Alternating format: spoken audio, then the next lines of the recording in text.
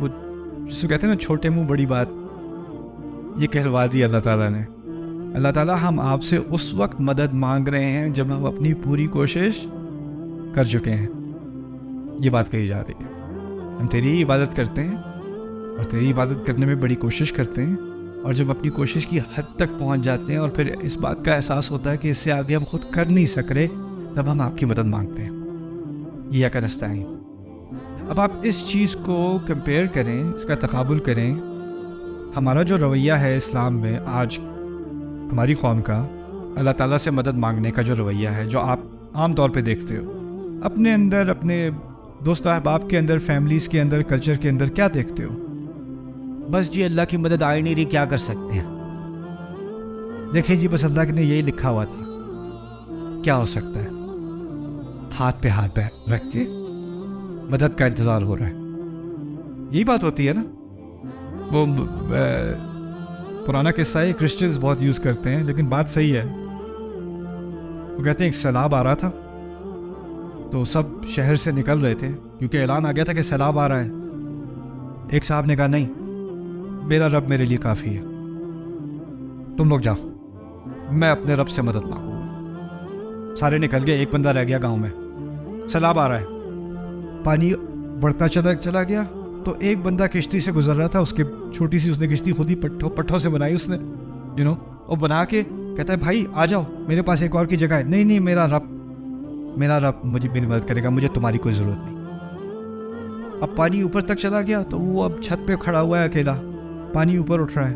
اوپر سے ہیلی کاپٹر بھی آ گیا، اس نے دیکھ لیا اسے، نے کہا آپ آ جائیں یہ پکڑ لیں. نہیں میرا رب میری مدد کرے گا. بندہ ڈوب گیا، فرشتے پکڑ رہے ہیں. وہ کہتے ہیں میرے رب نے میری مدد نہیں کی. تو فرشتے کہتے ہیں گدھے، ہم نے پہلے پورے گاؤں سے بلوایا، پھر ہم نے یہ بندہ بھیجا، پھر اس کے بعد ہیلی کاپٹر بھیجا.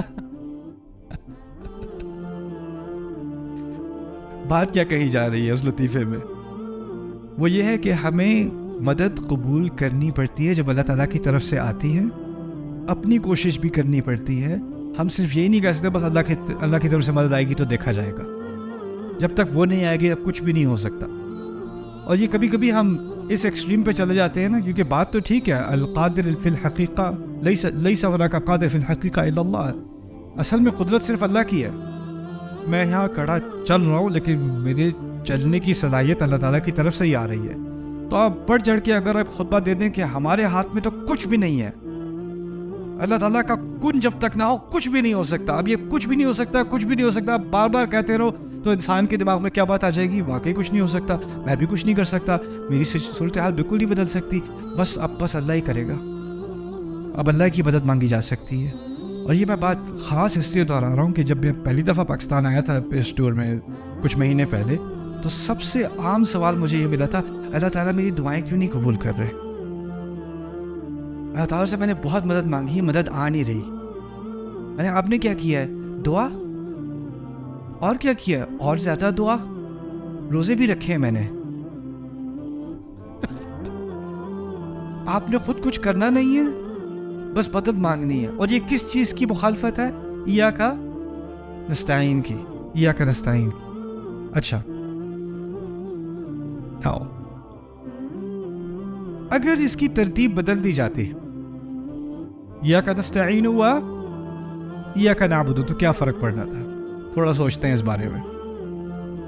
اصل میں پہلی بات تو یہ ہے کہ ہماری اس زندگی کا بنیادی مقصد اور جو اصل نتیجہ تھا پہلی 3 آیات کا، وہ مدد مانگنا نہیں تھا. اس کا نتیجہ پہلا کیا تھا؟ مجھے اس رشتے کی جو مطالبے ہیں نا وہ پورے کرنے ہیں. تو اس رشتے کی بنیاد کیا ہے؟ استعانہ نہیں ہے، مدد مانگنا نہیں ہے. اس رشتے کی بنیاد کیا ہے؟ عبادت. اور یہی ایک بنیادی فرق ہے ہمارے مذہب میں اور باقی تمام مذاہب میں. یہ بات بھی سمجھ لینا.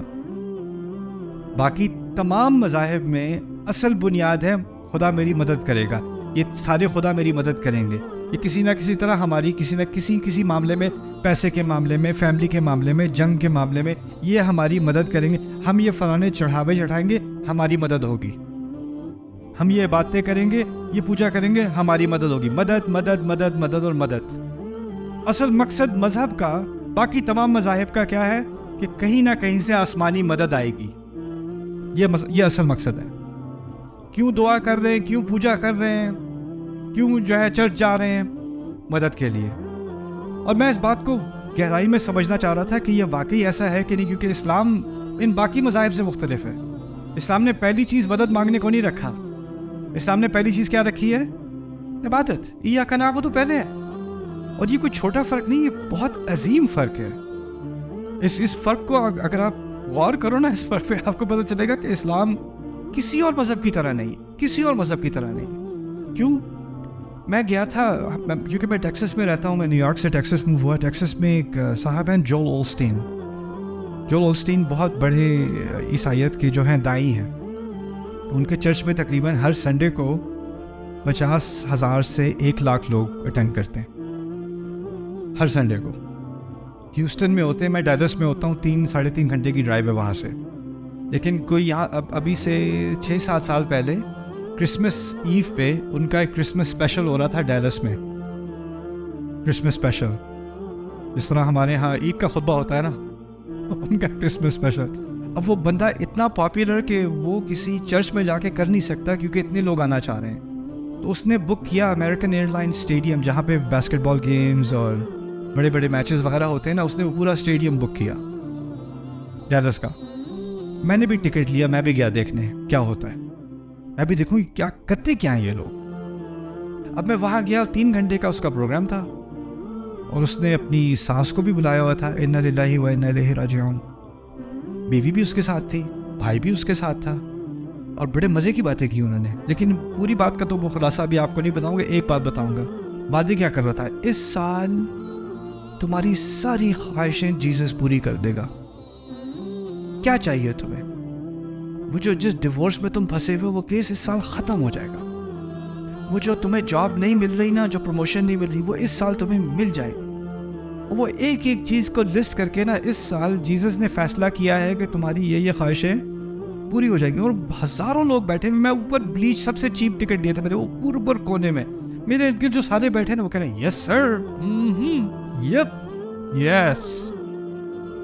وہ کیا سیل کر رہا ہے ان لوگوں کو کہ تمہاری ساری دعائیں کیا ہوں گی, پوری ہو جائیں گی, ساری خواہشیں ساری دعائیں قبول ہو جائیں گی. ایک دفعہ اس نے 3 گھنٹے میں ایک دفعہ اس بات کا ذکر نہیں کیا کہ ہماری زندگی کا مقصد کیا ہے, اس خدا کی, جس خدا کو ہم مانتے ہیں اس کی عبادت. نا نا نا نا نا, وہ تو ٹھیک ہے, بس خدا سے مانگو مانگو اور مانگو, اور وہ دے گا اور وہ دے گا اور وہ دے گا. اب ٹھیک ہے, اللہ تعالیٰ سے مانگنا ہمارے دین میں, اللہ تعالیٰ سے دعا کرنا, اللہ تعالیٰ سے مطالبہ کرنا ہمارے دین کا حصہ ہے کہ نہیں؟ ہاں, لیکن وہ ایاک نستعین کے تحت ہے یا ایاک نعبد کے تحت ہے؟ ایاک نعبد کے تحت ہے, یعنی آپ پہلے اپنا کام کرو. اور ایاک نستعین میں بھی 2 حصے ہیں, میں نے 2 حصے سمجھائے تھے نا. پہلا حصہ کیا تھا؟ اپنی کوشش, اور پھر اور یہ جو کوشش اور جو آپ مطالبہ کر رہے ہو وہ عبادت کے تحت ہے. یعنی میں اللہ تعالیٰ کی عبادت کرتے ہوئے اب میری زندگی کے مقصد اور اس کے جو گولز ہیں, جو میرے اہداف ہیں, جن چیزوں کے پیچھے میں بھاگ رہا ہوں, کیونکہ میں اللہ تعالیٰ کا عبد بننا چاہ رہا ہوں زیادہ سے زیادہ, اب ان گولز پہ بھی اثر پڑا. جن چیزوں کے پیچھے میں پہلے بھاگ رہا تھا, ایاک نعبد سے پہلے جن چیزوں کے پیچھے بھاگ رہا تھا, اب ان چیزوں کے پیچھے نہیں بھاگ رہا, کسی اور چیز کی طرف دوڑ رہا ہوں. اب اس چیز کی طرف دوڑ رہا ہوں تو مجھے مدد کی ضرورت ہے, اب میں اللہ تعالیٰ سے مدد مانگوں گا. تو میری دعاؤں کی اصل نیچر ہی بدل گئی پوری طرح سے. اور اب ہم اس موڑ پر آ گئے ہیں مسلمان قرآن سے اتنے دور کہ اب ہم نے اپنا اللہ تعالیٰ سے جو رشتہ بنایا ہوا ہے نا اس وقت اکثریت نے ہماری, اس میں, اور جو عیسائی نے جیزس کے ساتھ رشتہ بنایا ہوا ہے, جو ہندو نے اپنے مندر میں رشتہ بنایا ہوا ہے اپنے خداؤں سے, اس میں تقریباً کوئی فرق نہیں رہا.